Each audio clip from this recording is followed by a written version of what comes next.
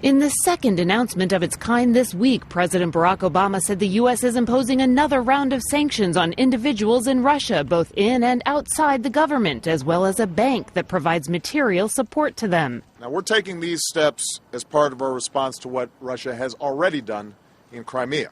However, Russia must know that further escalation will only isolate it further from the international community.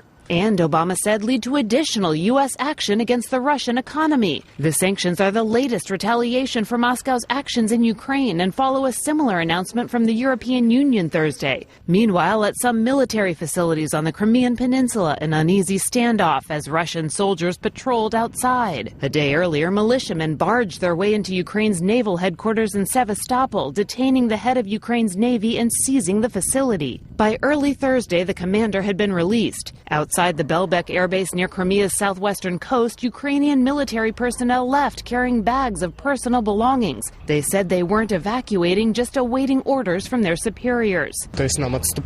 We don't know anything. If there will be an order from the command to retreat, we will retreat. As long as there is no order like that, we will stay. 4 days after they voted to secede from Ukraine, some residents of Crimea began receiving their new Russian passports.